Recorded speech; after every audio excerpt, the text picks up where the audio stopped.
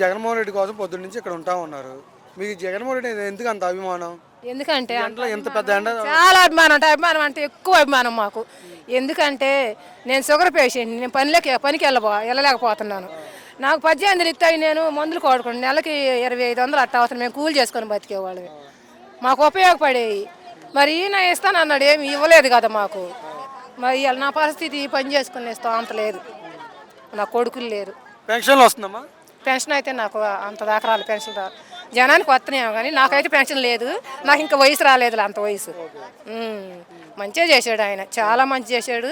ఆయన్ని అట్ట అంటే మేమే చెడ్డోళం అయిపోతాం. అందరికి మంచిగా చేశాడు ఆయన.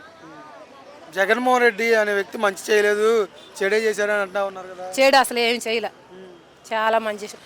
పేదల పక్షాయన ఆయన, గొప్ప మనసు ఉన్న మహారాజు అంతే. ఇంకా ఆయన ఎంత ఎక్కువ చెప్పినా కానీ తక్కువ, అసలు ఎంత చెప్పినా అంతే. చాలా మంచిది జగన్. డెవలప్మెంట్ చేశాడు జగన్మోహన్ రెడ్డి, చాలా డెవలప్మెంట్. ఇళ్ళు కాదు కట్టించింది, ఊర్లు అండి ఆయన కట్టించింది, అందరికి లేని వాళ్ళందరికీ. చాలా మంచిది. ఈ ఇల్లు మీకు వచ్చాయా? నాకు అంతకు ముందే వాళ్ళ నాన్న హయాంలోని ఇంద్ర హౌసింగ్లోని ఇల్లు కట్టుకున్నాం మేము, మాకు ఉంది. మీకు జగన్మోహన్ రెడ్డి ఏమి చేయలేదు కాబట్టి మీరే ఓట్లు వేయలేదని చెప్పేసి కూటమి ప్రభుత్వం. ఓట్లు వేసామండి, ఇంకేం జరిగిందో మాకైతే తెలియదు. ఓట్లు అయితే మేము పక్కాగా వేసాం. తర్వాత ఈసారి జగన్మోహన్ రెడ్డి వస్తాడంటారా? తప్పకుండా వస్తాడండి.